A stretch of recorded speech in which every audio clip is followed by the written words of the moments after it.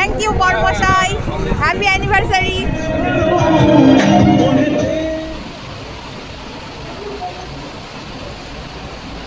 তো গাইস দেখো, আমরা কিন্তু এখন রেডি ফেডি হয়ে নিয়েছি বেরোবো বলে। তো আমরা যেহেতু কালকে হেনরি আয়ারল্যান্ডটা দেখতে পারিনি, মানে সময় হয়ে গেছিলো, ইভিনিং টাইম হয়ে গেছিলো, তো আজকে দেখো আমরা সকাল সকাল কিন্তু রেডি সেডি হয়ে একদম বেরিয়ে পড়েছি হেনরি আয়ারল্যান্ডে যাওয়ার উদ্দেশ্যে। তো চলো বন্ধুরা যাব। আর আজকে এত সুন্দর একটা স্পেশাল ডে আমার জন্য, মানে কি বলবো। তো আজকে হচ্ছে আমাদের অ্যানিভার্সারি, তো সেই উপলক্ষে আমার বরমশাই আমাকে আমার পছন্দের জায়গা সমুদ্র আমি ভীষণ ভালোবাসি পাহাড় টাহাড়ের থেকে, বাট আমার সমুদ্র এত পছন্দ কি বলবো তোমাদের। তো আমার বরমশাই কিন্তু আমার পছন্দের জায়গায় আমাকে নিয়ে এসেছে এত সুন্দর একটা দিনে, আমাদের অ্যানিভার্সারির দিনে। তো চলো ঘুরবো, তোমাদের সঙ্গে সবটাই শেয়ার করবো, তো দেখতে থাকো। আর আমাদের রুম টুর তোমাদের তো দেওয়াই হয়নি, তো আমরা একদমই হোটেলের রুম পাচ্ছিলাম না, কারণ আমরা যে টাইমে এসেছি একদম ঈদের টাইমে এসেছি, তো কোনো হোটেলে রুম পাচ্ছিলাম না। তো আমাদের তো এসি রুম নেওয়ার কথা ছিল, বাট কী বলো তো, এই হোটেলে দুটোই মাত্র রুম খালি ছিল, আর সেই দুটো ছিল নন এসি রুম। তো সংকল্পতেরও নন এসি হয়ে গেছে, আমাদেরও তাই হয়েছে, কী আর করা যাবে বলো। একেবারে রুম না পাওয়ার থেকে এটাই বেটার ছিল। তো চলো তোমাদেরকে এক ঝলক দেখিয়ে দিই। আর বিছানার অবস্থা একদম যাচ্ছে তাই অবস্থা, সেটা দেখে তোমরা কিছু মনে করো না। তো এখন বেরোবো। আর এতটা মানে কালকে জার্নি হয়েছে, তোমরা তো জানোই আমাদের নদিয়ায় বাড়ি, নদিয়ার শেষ প্রান্তে, তো ওখান থেকে এখান অবধি আসতে কম ধকল পোহাতে হয় না। তো ওই যে ট্রেন বাস করতে করতে আর ছেলেকে নিয়ে আর প্রচণ্ড গরম পড়ছে, কি বলবো তোমাদের। তো সেই কারণে ধরো কালকে ঘুরে টুরে এসে রাত্রিবেলায় পুরো এলে গেছি দিয়ে রেস্ট নিতে লেগেছি। তো শুয়ে পড়েছিলাম, তারপর সকালে উঠে এই যে রেডি সেডি হয়ে গেছি, তো বিছানা গোছানো সেরকম সময় পাইনি। তো চলো তোমাদেরকে এক ঝলক দেখিয়ে দিই আমাদের রুমটা। তো এই যে দেখো গাইজ আমাদের রুম, ওই যে ছোটোর ওপরে বেশ ভালো রুমটা, ফল সিলিংয়ের কাজ রয়েছে। আর এদিকে রয়েছে একটা জানালা, আর ওই যে দেখো ওইখানে রয়েছে মেন রোড, তো একদম মেন রোডের ধারে আর বিচের কাছে ছিল হোটেলটা। আর এদিকে আমার বরমশাই আসছে দেখো, তো বরমশাইও রেডি, শুধু মাথা আঁচড়ানো হয়নি এখনও। আর এখানে দিয়েছে একটা সুন্দর ড্রেসিং টেবিল, আর এই যে একটা কিং সাইজ বেড। তো বিছানার অবস্থা তো তোমাদের প্রথমে বলেছিলাম, তো কেউ কিছু আবার কমেন্টস করো না, এক জায়গায় বেড়াতে আসলে হোটেলের রুমগুলো বোধহয় এইরকমই হয়। আর তোমাদের চলো ওয়াশরুমটা দেখিয়ে দিই। তো এই যে দেখো ছোটোর ওপরে বেশ ভালোই ওয়াশরুমটা দিয়েছে, ওপরে গিজার রয়েছে, বাট এখন তো গিজারের প্রয়োজন নেই, এমনিই যা গরম। তো গাইজ এই ছিল আমাদের রুম।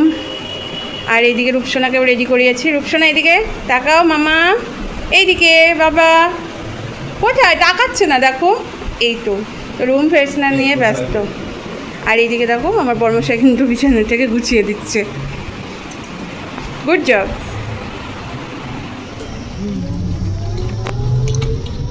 সকাল সকাল হোটেল থেকে চেক আউট করে আমরা বেরিয়ে পড়েছিলাম একটা টোটো ভাড়া করে হেনরি আয়ারল্যান্ড দেখার উদ্দেশ্যে। যেহেতু গতকালকে আমাদের দেখা হয়েছিল না, তাই আজকে সকালেই বেরিয়ে পড়লাম।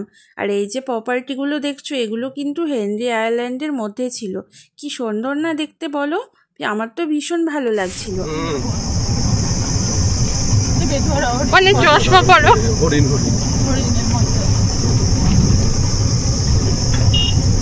কোন জায়গায় বললো যে কুমির আর হরিণ ছিল আগে, এখন আর নেই।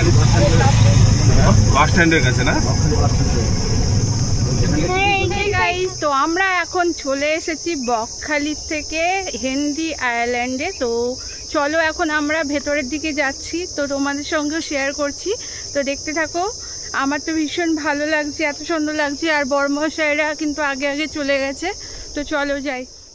সামনে দিয়ে রাস্তা চলে গেছে সমুদ্রের ধারে যাওয়ার জন্য, আর দুই পাশে দেখো ম্যানগ্রোভ অরণ্য রয়েছে, তো ভীষণ ভালো লাগছিল দেখতে। আর রাস্তাটাও ছিল ভীষণ সুন্দর, আর দুই পাশে রয়েছে সুন্দরী গাছ, এত সুন্দর লাগছিল তোমাদের কি বলবো, বলে বোঝানোর না। আর এত সুন্দর সবুজ সবুজ গাছ দেখতে কার না ভালো লাগে বলো। আর চারিদিকে ডাকছিল প্রচুর ঝিঁঝে পোকা, এত ঝিঁঝে পোকা কেন আমি বুঝতে পারছিলাম না, মানে প্রায় জায়গাতেই দেখছিলাম ভীষণ ঝিঁঝে পোকার ডাক, পুরো ঘান টান আমার বোধা হয়ে গেছিলো ঝিঁঝি পোকার ডাক শুনতে শুনতে। আর এইদিকে দেখো এখানে কিন্তু একটা কাঠের সেতু রয়েছে, আর এই সেতুটা কিন্তু নিরাপদ নয়, সেই জন্য এখানে সাইনবোর্ডে লেখা আছে। তবুও মানুষ যাতায়াত করছে, তো এটাকে মেরামত করবে হয়তো প্রশাসন। তো চলো একটু একটু করে গুটি গুটি পায়ে রূপসোনা আর আমি এগিয়ে যাচ্ছি সমুদ্রের ধারে যাওয়ার জন্য। তো সমুদ্র তো আমার ভীষণ ভালো লাগে, আর সমুদ্র দেখার এই যে লোভটা, এটা কিন্তু আমি একদম সামলাতে পারি না। তাই যেখানে যেখানে ধরো দেখছি বিচ আছে, সেখানে সেখানে কিন্তু আমরা দেখতে চলে যাচ্ছিলাম। আর এইদিকে সংকল্প আর মাধবী কিন্তু জায়গায় জায়গায় শুধু ছবি তুলতে ব্যস্ত। তো দেখো রূপসোনা কিন্তু দৌড়ে চলে গেছে আগে। আর সামনে রাস্তাটা অনেকটাই ছিল, আর এই প্রচণ্ড রোদের মধ্যে যেতেও একটু কষ্ট হচ্ছিল, কিন্তু কি করব বলো, এমন টাইমে এসেছি, প্রচুর রোদ আর এত অস্বস্তি গরম, মানে কি বলবো। আমাদের নদিয়াতে কিন্তু এত গরম পড়ে না, যতটা গরম আমি ওখানে ফিল করেছি। আর একদম বাজে পুরো ভ্যাপসানি গরম পুরো বলতে পারো। আর এইদিকে দেখো আমার বরমশাইয়ের বন্ধুর বউ সবাই কিন্তু একসঙ্গে যাচ্ছি। আর এখানে দেখো গভর্নমেন্ট থেকে লোক এসেছে, এখানকার মাটি পরীক্ষা হচ্ছে, গাছগুলো নাকি মরে যাচ্ছে, সেই কারণে মাটি পরীক্ষা হচ্ছে, সব কিছু পরীক্ষা হচ্ছে। কথা বলতে বলতে কিন্তু আমরা সমুদ্রে চলে এসেছি। আর এই দেখো আমি কিন্তু 2013 থেকে 2025 সাল পর্যন্ত আমাদের বিবাহিত জীবন, সেটা কিন্তু আমি এখানে সমুদ্রের পাড়ে লিখে নিয়েছি, আর শেষে লিখেছি হ্যাপি অ্যানিভার্সারি। তো এটা কিন্তু আমার ভীষণ ইচ্ছে ছিল অনেক দিনের, যে সমুদ্রের পাড়ে গিয়ে আমি আমাদের বিবাহিত জীবনের প্রত্যেকটা সাল এবং হ্যাপি অ্যানিভার্সারি একসঙ্গে লিখবো। আর এইদিকে দেখো বর্মশাই আমাকে একটু কিসি করে দিল। আর এখানে দেখো আমি কিন্তু এখানে যাইনি, এই ছবিগুলো আমার বর্মশাই তুলে নিয়ে এসেছিলো। তো ও গিয়েছিল ওয়াচ টাওয়ারে, তো আমার এনার্জি অত ছিল না, এতটা গরম তোমাদের কি বলবো, তো এনার্জি ছিল না, আমি টোটোতেই বসেছিলাম। আর আমার বর্মশাই কিন্তু ওয়াচ টাওয়ারে গিয়ে এই ছবিগুলো পুরো তুলে এনেছে, তো ভীষণ ভালো লাগছিল। আমি পরে এগুলো দেখেছি আর মিস করেছি যে আমি কেন গেলাম না দেখতে। তো দেখো ওপর থেকে এত সুন্দর লাগছে হেনরি আইল্যান্ডটা, তোমাদের কি বলবো, চারিদিকে সবুজে সবুজে ঘেরা। আর এই রাস্তা দিয়ে কিন্তু আমরা এসেছিলাম। আর এই যে এগুলো মাছের ভেড়ি মনে হয়, এখানে হয়তো মাছ চাষ করা হয়। আর এই যে দেখো চারিদিকটা সবুজে সবুজে ঘেরা।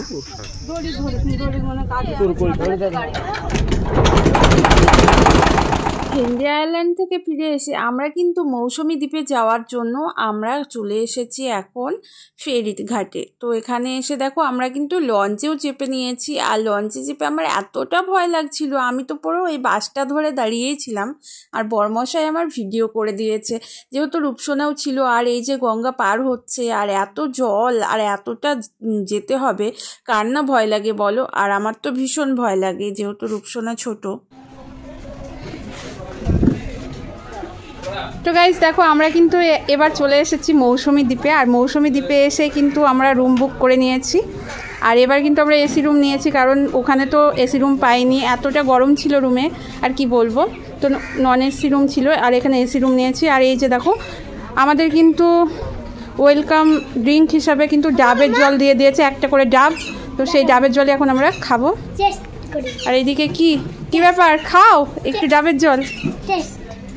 হ্যাঁ চেস করবে, আরে বাবা চেস সব কিছুতেই সব খাও। বাইরে পড়ছিল প্রচণ্ড গরম, আর এই গরমে ডাবের জল কার না ভালো লাগে বলো। এখানে এসে কিন্তু ওয়েলকাম ড্রিঙ্ক হিসাবে এই ডাবের জলটা দিয়ে বেশ ভালোই হয়েছে, শরীর মন দুটোই জুড়িয়ে গেল। তো গাইজ দেখো আমি কিন্তু ডাবের জলটাকে মন ভরে খেয়ে নিচ্ছি, যেহেতু ভালোই লাগছিল। তো একটু রেস্ট নেওয়ার পর তারপরে কিন্তু আমাদের লাঞ্চ দিয়েছিল, যেহেতু আমরা আস্তে আস্তে দুপুর হয়ে গেছিলো। তো লাঞ্চে আমাদের অনেক কিছু ছিল, তো মসুর ডাল ছিল, চিংড়ি মাছের মালাইকারি ছিল, একটা মাছের মাথা দিয়ে তরকারি ছিল, মাছ ছিল, আর ছিল মিষ্টি, চাটনি, পাঁপড়। আর এদিকে রূপসোনা দেখো কিছুই খাবে না বলে বসে আছে, তো খালি ডাল আর ভাত খায়। বিগ সাইজ কাতলা না রুই। দুপুরবেলাতে ভাত খাওয়ার পর ভাত ঘুম দিয়ে দিয়েছিলাম, তো বেশ কিছুক্ষণ ঘুমিয়ে তারপরে ঘুম থেকে উঠে দেখি বিকেল হয়ে গেছে। আর এইদিকে দেখো বর্মশাইরে এখানে এসে বসে আছে। তো গাইস দেখো আমরা কিন্তু এখন রয়েছি মৌসুমী আইল্যান্ডে। আর এখানে দেখো জল কত দূর চলে এসেছে, একদম পার পর্যন্ত জল চলে এসেছে। বর্মাশয় যখন স্নান করলো ওই মিডিলে জল ছিল, সেই জল চলে এসেছে এখন কোথায় দেখো। আর এখানকার ভিউটা জাস্ট অসাধারণ। আর এখন দোতলার উপরে আছি, এখান থেকে ভিডিওটা বানাচ্ছি, মানে বাসের দোতলা। এই যে দেখো, তো নিচটা দেখো, এই যে নিচে ওদিকে সবাই বসে আছে। আর এই যে সমুদ্র, এত সুন্দর লাগছে ঢেউগুলো, মানে কি বলবো,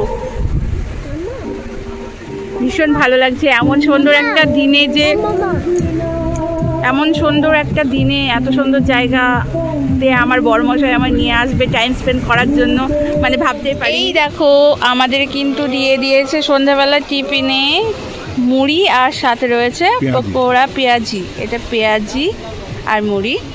আর এদিকে আমার বড়মশাই খাওয়াও শুরু করে দিয়েছে, বউয়ের জন্য অপেক্ষা করে না, তোমরা তো জানোই। আর এইদিকে দেখো আমার রূপসোনাও কিন্তু খাচ্ছে। কেমন হচ্ছে মামা? ভালো তো। দেখো রূপসোনা বলছে ভালো হয়েছে, তো আমারটাও খেয়ে নিই আমি।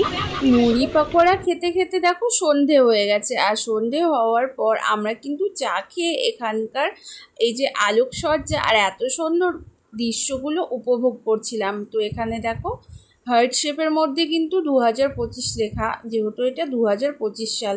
আর ওই যে দেখো ওই ওপরে কিন্তু আমরা তখন বসেছিলাম।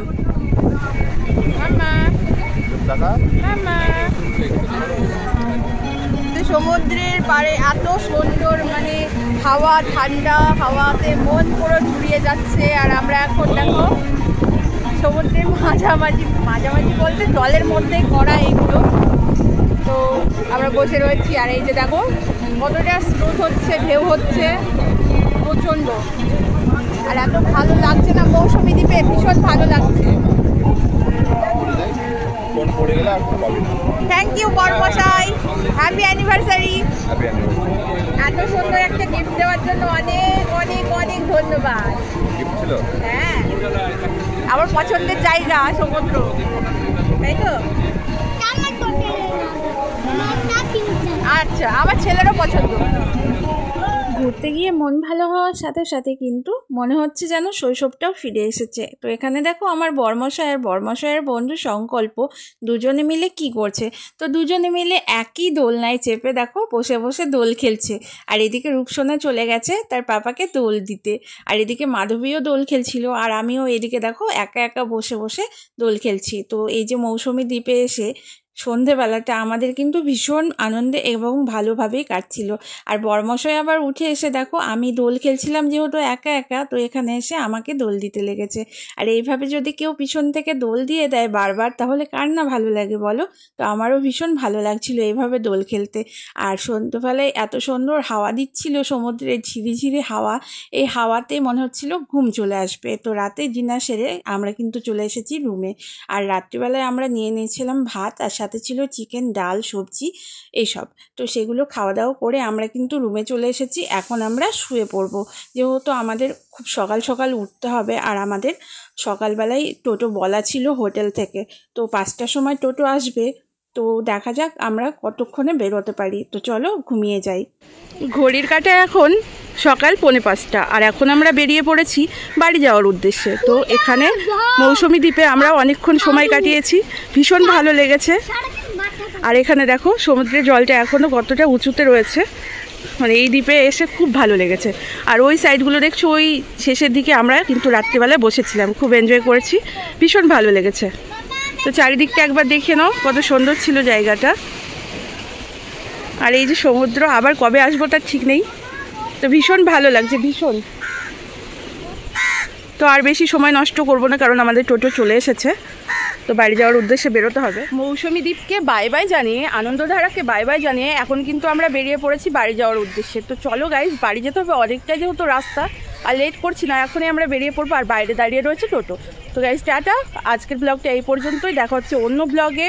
আর কেমন লেগেছে তোমাদের এই মৌসুমী দ্বীপের ব্লগ অবশ্যই জানিও কমেন্টস করে। আর যদি ভালো লেগে থাকে তাহলে লাইক, কমেন্ট, শেয়ার করতে একদম ভুলো না।